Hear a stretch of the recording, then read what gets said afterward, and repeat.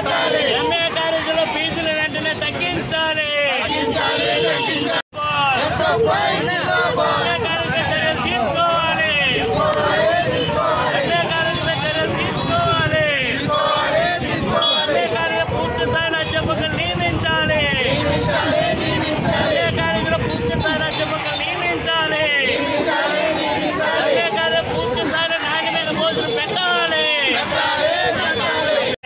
కాకినాడ జిల్లా కార్యదర్శి ఈరోజు ఏదైతే కాకినాడ గాంధీనగర్లో ఉన్నటువంటి రమ్య కాలేజీలో అనేక సమస్యలతో ఈరోజు విద్యార్థులు ఇబ్బందులు పడుతూ ఉన్నారు.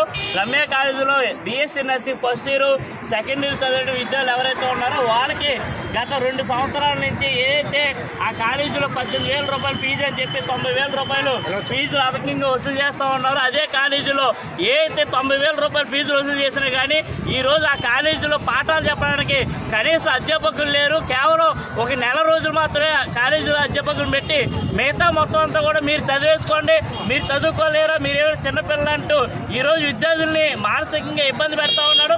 అదేవిధంగా ఈ రమ్య కాలేజీలో హాస్టల్ విద్యార్థులకి ఏదైతే నాణ్యమైన భోజనం లేదు. ఒకే రూమ్ లో 40 నుంచి 50 మంది విద్యార్థుల్ని ఈరోజు ఒకే రూమ్ లో ఉంచుతూ ఉన్నారు. 60 మంది విద్యార్థులకి కేవలం 3 అంటే 3 వాష్రూమ్ నుండి వాటినే మీరు ఉపయోగించుకోవాలని ఈరోజు చెప్తా ఉన్నారు రమ్య కాలేజీలో.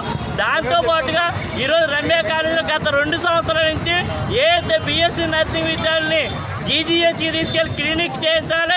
గత 1.5 సంవత్సరం నుంచి ఎక్కడా కూడా రమ్య కాలేజీ యాజమాన్యం క్లినిక్ తీసుకెళ్లకుండా జీజీహెచ్లో ఫీజులు కట్టకుండా వీళ్ళని ఈ క్లినిక్ కోసం జీజీహెచ్కి వెళ్తే అక్కడ ఉన్నటువంటి స్టాఫ్ మీ కాలేజీ మాకు ఫీజు కట్టలేదు కాబట్టి మీరు వెళ్ళిపోండి అని ఈరోజు వాళ్ళు తరిమేస్తూ ఉన్నారు. దాంతో పాటుగా ఈరోజు కాలేజీలో ఉన్నటువంటి విద్యార్థులతోటి ఏదైతే రమ్య కాలేజీ ఎండీగా ఉన్నటువంటి పీతాని అన్నవరం గారు అమ్మాయిలతో అసభ్యంగా ప్రవర్తిస్తూ ఉన్నారు. హాల్ టికెట్లు ఇమ్మని అడిగితే నేను మీకు హాల్ టికెట్లు ఇస్తే నాకేంటి, మీరు ఫీజు కట్టకపోతే నేను హాల్ టికెట్లు ఎలా ఇవ్వగలను, ఒకవేళ హాల్ టికెట్లు ఇస్తే నాకేంటి అన్నట్టుగా ఈరోజు ఏకవచనంతో మాట్లాడుతూ ఉన్నాడు. అమ్మాయిలు ఒంటరిగా ఉండేటువంటి హాస్టల్లో ఉండేటువంటి దానికి వెళ్ళి తలుపులు తీసి మీరేం చేస్తున్నారు, మీరు ఎక్కడెందుకు ఉన్నారని ఈరోజు అడుగుతూ ఉన్నాడు. అంటే హాస్టల్లోకి రమ్య కాలేజీ ఎండి ఎందుకు వెళ్ళాలి, అమ్మాయిలకి రక్షణ లేదు ఈ కాలేజీలో. కాబట్టి వెంటనే రమ్య కాలేజీ ఎండి క్రిమినల్ చర్యలు తీసుకోవాలి, ఈ హాస్టల్ విద్యార్థులందరికీ సౌకర్యం కల్పించాలి.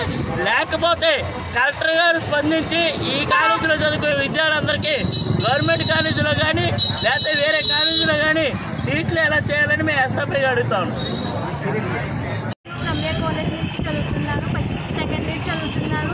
మా కాలేజ్లో మేము చాలా సమస్యలకి చాలా బాధపడుతున్నాము. ముఖ్యంగా మాకంటూ ఫ్యాకల్టీ లేదు సార్. మాకంటూ 2 ఇయర్స్ నుంచి ఇప్పటి వరకు కూడా ఫ్యాకల్టీ అంతంత మాత్రమే. దానివల్ల మాకు స్టడీ కూడా ఏమీ లేదు. ఫుడ్ పేషెంట్ వస్తే ఫుడ్ క్లినికల్స్ అసలు తీసుకువెళ్ళడం లేదు, తీసుకెళ్ళని కూడా అంటున్నారు. ఫీజు కూడా అధికంగా పెంచేస్తున్నారు. 18,000 నుంచి 90,000 చేస్తారు మా స్టార్టింగ్లో. ఫుడ్ వార్డెన్ కూడా సరైన వార్డెన్ లేదు మాకు. మమ్మల్ని అక్కడ చూసుకునే స్టాఫే లేరు. హాస్పిటల్ అందరూ ఇన్వాల్వ్ అవుతున్నారు మా దాంట్లోకి వచ్చేసి. అక్కడ మాకంటూ అక్కడ శిక్షణ ఇచ్చేవారు ఎవరూ లేరు. ఫుడ్ పేషెంట్ వస్తే అసలు బాగోదు. మాకు క్లాసెస్ అంటూ ఏమీ జరగలేదు మాకంటూ. మాకు మేమే చదువుకొని మాకు మేమే ఉంటున్నాము అక్కడ.